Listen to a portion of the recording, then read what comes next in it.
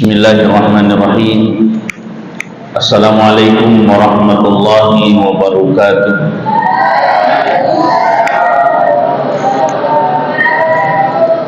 Innal hamdalillah nahmaduhu wa nasta'inuhu wa nastaghfiruh wa na'udzu billahi min shururi anfusina wa min sayyiati a'malina. May yahdihillahu fala mudilla lahu wa may yudlil fala hadiya lahu. Asyhadu an la ilaha illallah wahdahu la syarika lah wa asyhadu anna Muhammadan abduhu wa rasuluh la nabiyya ba'da.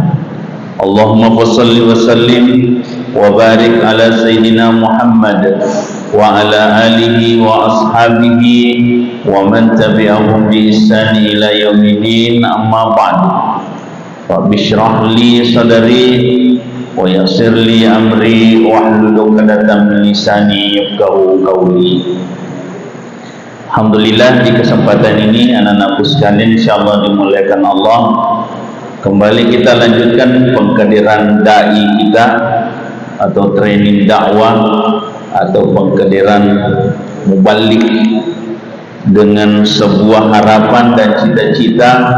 Mudah-mudahan anak-anakku semua memiliki wawasan dan pandangan tentang dakwah, punya ilmu, punya wawasan dan punya pemahaman, sehingga Anda memiliki bekal yang utuh mempersiapkan diri jadi mubalighah untuk menjadi dai-dai profesional, dai-dai yang kreatif dan dai-dai yang bertanggung jawab.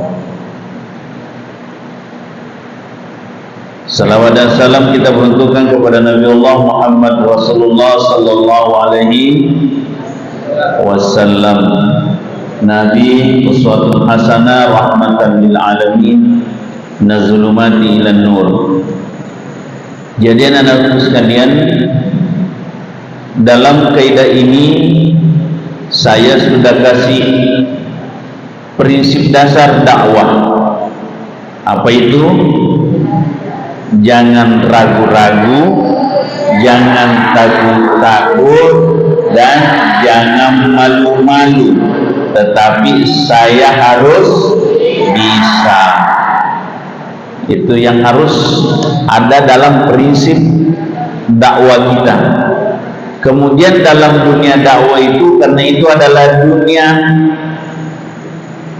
ibadah, ya, dunia ibadah, dunia pengabdian, dunia perjuangan, termasuk dunia pengorbanan. Makanya di saat kita berdakwah, selalu yang menjadi titik sentral hati kita adalah ini karena Allah, bukan karena siapa-siapa, tapi ini adalah karena Allah Subhanahu wa ta'ala. Ini adalah kewajiban seorang mukmin. Ta'muruna bil ma'ruf wa tanhauna 'anil munkar. Itu kewajiban orang mukmin, mengajak orang berbuat baik dan berupaya mencegah orang berbuat mungkar. Nah, makanya supaya kita bisa menyampaikan ajaran-ajaran agama dengan baik, maka kita harus belajar bersama-sama bagaimana supaya kualitas ilmu anak-anakku sekalian bisa terasa dengan baik, terbimbing dengan baik, sehingga ilmu yang kita miliki nantinya menjadi sebuah kekuatan besar untuk menyampaikan ajaran-ajaran agama dengan baik, terstruktur, ya, dan mudah dipahami. Itulah dunia dakwah sebenarnya. Makanya rahasia belajar itu, kita belajar bukan untuk diri kita, tapi kita belajar untuk umat, ya, kita belajar untuk umat. Makanya pada saat kita belajar, maka yang pertama harus kita pelajari bagaimana pandangan Allah terhadap ajaran agamanya, bagaimana pandangan Nabi terhadap ajaran Islam, bagaimana pandangan ulama terhadap penyampaian dakwah Islam.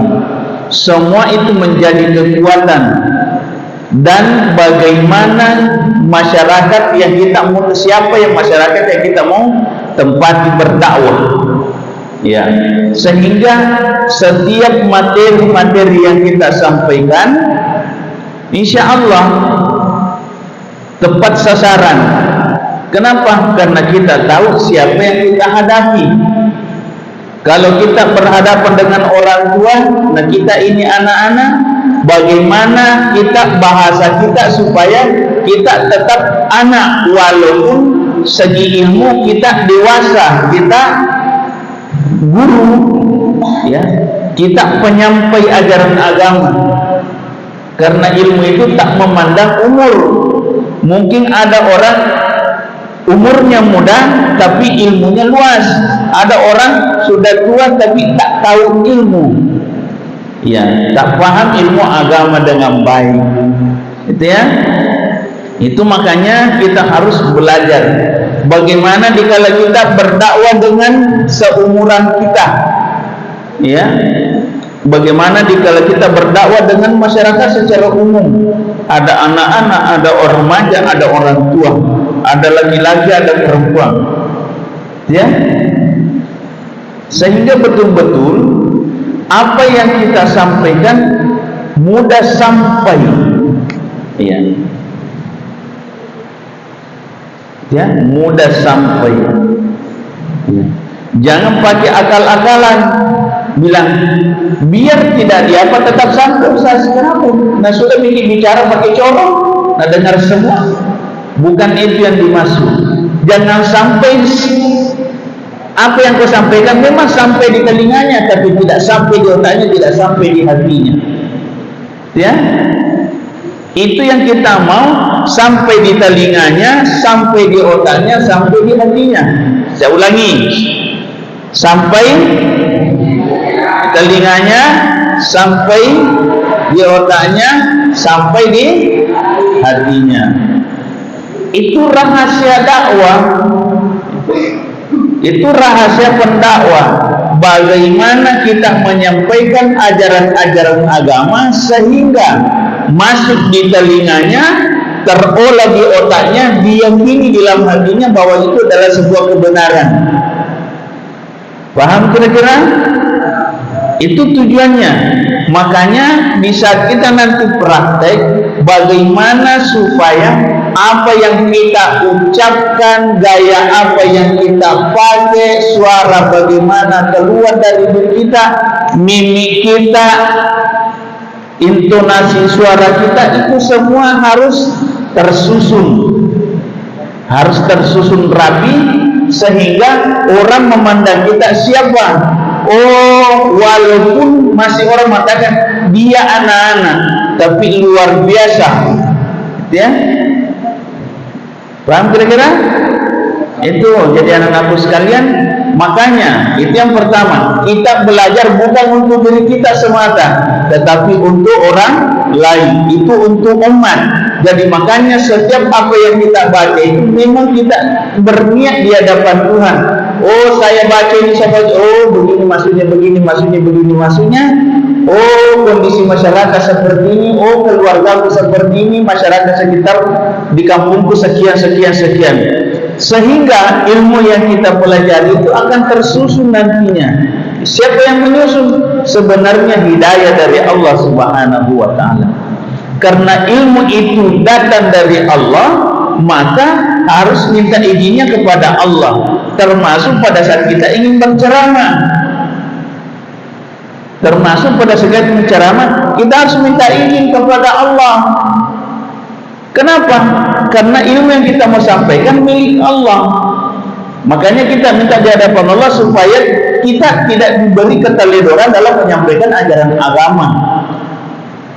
Ya, itu sekalian. Jadi itu alur yang harus kita pelajari baik-baik, sehingga nanti ke depan kita akan kelihatan apa yang kita pelajari, apa yang kita perhatikan, dan apa yang bisa ditangkap dari orang-orang yang mendengar ceramah kita. Oke, paham kira-kira? Ya, ini dasar proses yang harus kita cermati baik-baik. Nah, apa yang dinilai dalam dunia dakwah? Ya, yang dinilai dalam dunia dakwah yang pertama itu apa? Etika. Itu dulu nomor satu, etika. Penampilan seorang dai, ya, penampilan seorang dai, mulai dari berpakaian, cara jalan, cara memandang, ya, gitu ya, cara memandang, cara menyapa orang, itu semua menjadi sebuah ukuran awal, ya, itu sebuah ukuran awal penilaian orang terhadap para penceramah, etika, ya. Jadi makanya itu kita harus betul-betul pada saat kita diharap jadi penceramah, maka kita harus sudah mulai menjaga etika kita, mulai dari pakaian, ya, ucapan, ya, itu semua yang harus dijagai. Cara memandang orang, cara menyapa orang, cara menghormati orang yang lebih tua, ya, cara menghormati orang yang lebih tua, cara menghormati orang yang lebih muda, ya, itu ya. Karena sekalian, lebih-lebih dikala kita mendapatkan ada guru di situ, ada ustaz di situ, ada ulama di situ, harus lebih punya etika lebih jauh. Dan sekalian, itu yang pertama. Yang kedua, yang dinilai adalah materi, ya, yang dinilai adalah materi. Materinya bagaimana? Satu, berbobot tidak, ya, berbobot tidak. Namanya berbobot, berkualitas tidak. Kenapa dikatakan berkualitas? Pertama, judulnya benar, materinya benar, dalil-dalilnya hadis sunnah, ya, dalil-dalil Al-Quran dan sunnah benar, pendapat para ulama tentang itu dapat. Kemudian contoh-contoh yang diambil, ya, contoh-contoh yang diambil, apakah contoh yang diambil dari Rasulullah langsung, apakah dari sahabat-sahabat Nabi atau dari ulama-ulama, termasuk contoh-contoh kejadian di sekitar kita, di kehidupan umat manusia. Tuan-tuanku sekalian, itu semua yang harus kita pilih, materi yang berkualitas, ya. Kemudian yang dinilai selanjutnya apa? Cara menyampaikan materi, ya, cara menyampaikan materi, nada, intonasi, mimik, gaya, itu semua jadi penilaian. Orang menilai kita, suara kita bagaimana, bersemangat tidak, datar tidak, loyo tidak, ya, itu ya. Termasuk yang dinilai adalah penampilan kita menarik atau tidak, ya, menarik atau tidak. Itu anak-anakku sekalian, ya, itu semua yang menjadi syarat harus kita pahami, harus kita perhatikan pada saat kita ingin jadi penceramah yang profesional, ya. Nah, kemudian ada yang paling prinsip apa? Setiap apa yang kita ucapkan, baik mukaddimah, ya, mukaddimah,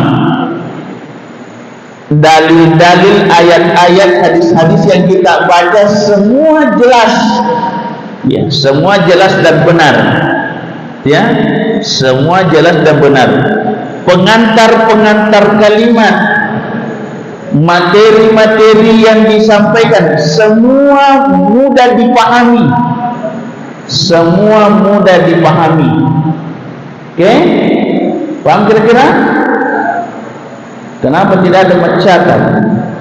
Sedikit dia mencatat, ini perempuan, tersimpamu kira-kira di telinga, karena ini yang bukan ceramah ini, materi pembelajaran sekaitan dengan pengkaderan dai, pengkaderan mubalik, training dakwah. Itu anak-anakku sekalian. Ya, paham kira-kira? Nah, kemudian termasuk mampukah kita memberi sebuah simpulan? Ya, ada simpulan dari setiap materi yang kita sampaikan, sudah ada simpulannya semua. Setiap materi yang dilompati ada simpulan. Ada simpulan nanti di akhirnya. Ya, ada di akhirnya. Sehingga ada kalimat ujungnya, simpulan ceramah saya. Ya. Tapi ada juga tidak perlu disimpulkan. Kenapa? Karena penjelasan materi selalu terurai dengan penjelasan kesimpulan, arah kesimpulan. Sehingga pada saat kita mau menutupnya, tidak perlu lagi mengatakan kesimpulan. Ya, kenapa? Salah sedikit kesimpulanmu jadi materi ceramah selanjutnya. Karena ada orang begitu berceramah, katanya kesimpulan, tapi kenapa pakai setengah jam? Bukan kesimpulan itu setengah jam. Kenapa simpulan jelaskan lagi? Ya, itu biasa ada orang berceramah begitu, kesimpulan. Kenapa jadi penceramah kembali? Itu ya, kesimpulannya terjemahkan lagi, kesimpulannya jelaskan lagi, sampai disimpulkan kembali. Jadi bayangkan kalau kesimpulan 3 kali, gitu ya. Makanya itu biasa sering ada penceramah 1, 2, 3, ya, sisa 1. Tapi yang 1 itu 1 jam. Ya, itu ya. Ya, itu anak-anakku sekalian. Semua itu yang harus kita pelajari baik-baik. Ini bukan saja materinya untuk Anda, tapi ini materi untuk seluruh dai. Ya, seluruh dai. Itu ya. Termasuk kita seorang dai tidak boleh sok pintar. Tidak boleh kita sok pintar. Kenapa? Karena mungkin saja ada orang di depan kita lebih pintar dari kita. Jadi makanya setiap menyampaikan itu ada kaidah-kaidah yang dipakai sehingga kita tidak terkesan kita orang pintar utuh. Artinya bukan kita yang bikin-bikin, bukan kita yang merekayasa dan seterusnya, tapi betul-betul apa yang kita urai menurut kaidah-kaidah agama yang dibenarkan. Oke, paham semua? Ya, jadi ini semoga pengantarnya ini menjadi sebuah bekal. Ingat baik-baik tadi. Ya, ingat baik-baik. Apa yang harus kita lakukan sehingga apa yang kita proses nanti ke depan memberikan sebuah nilai manfaat yang luar biasa. Saya rasa demikian ya. Semoga Allah meridhai. Ya.